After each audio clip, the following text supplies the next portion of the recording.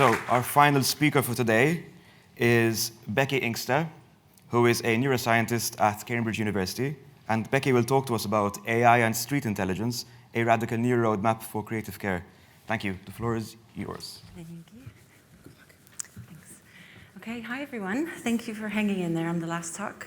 I'm just going to jump into it because I've got a lot to cover.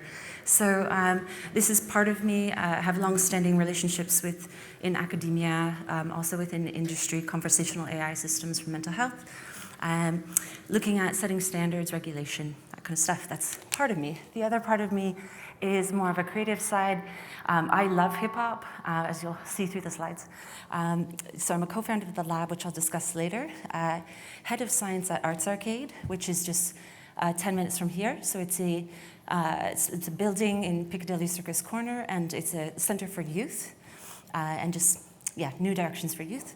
I've been a co-founder for Hip Hop Psych for over 10 years, so bridging psychiatry and bridging mental health using the biopsychosocial model.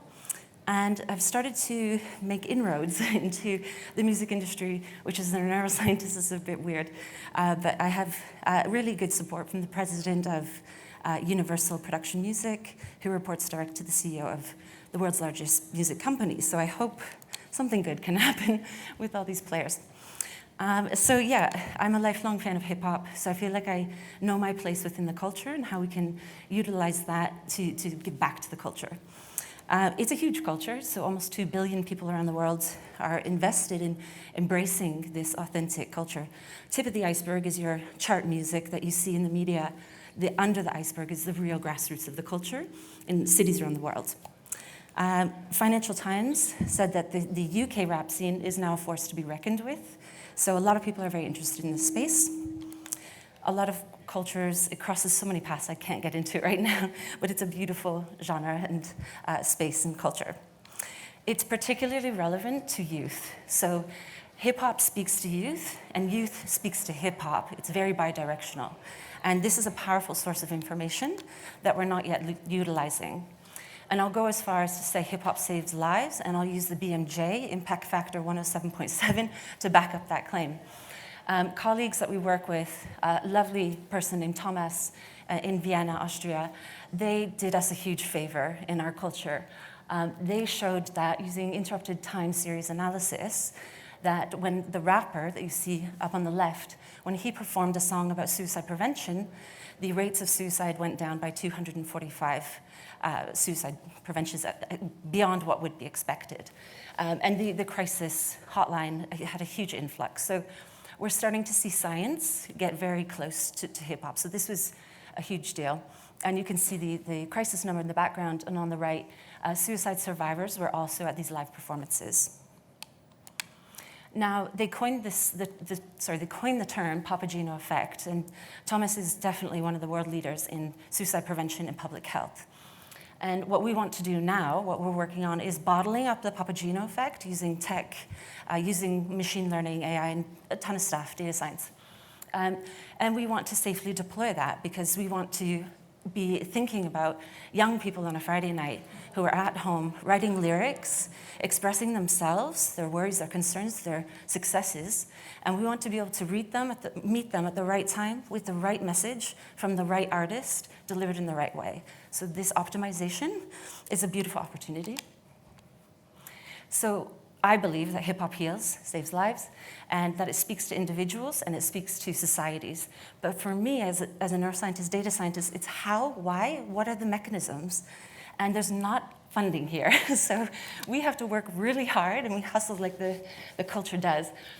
There's some preliminary evidence, not surprising at all, that negative affect is reduced once a patient with moderate to severe mental illness goes through the program of songwriting, being mentored, and recording their track in the booth, the recording studio.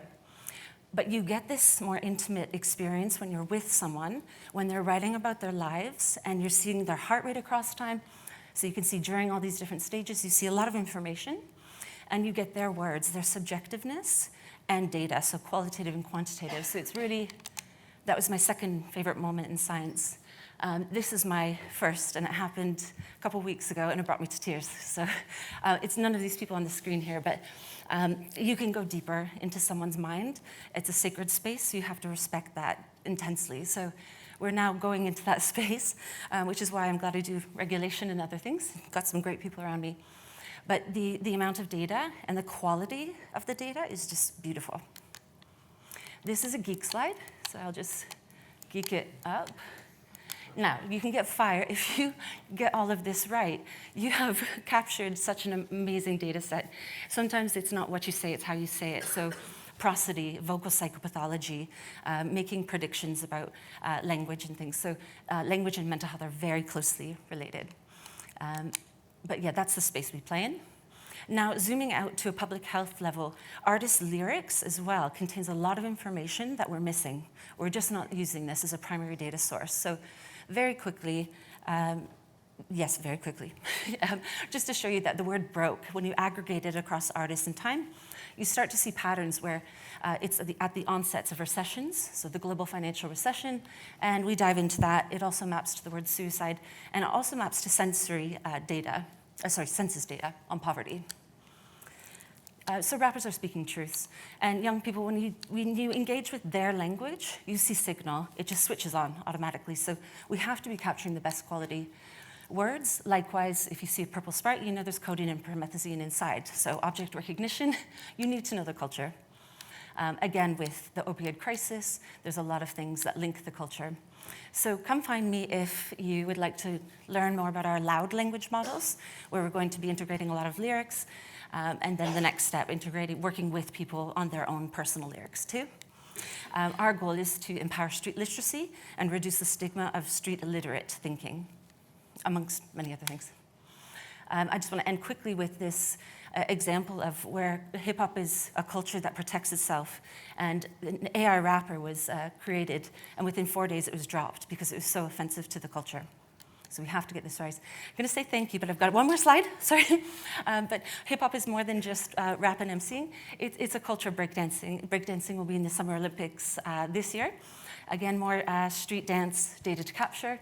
And just being slightly cheeky, on Monday we had a fantastic forum on regulating AI and digital mental health. And if that's of interest, please come see me because we can tell you more about that wonderful event. So thank you.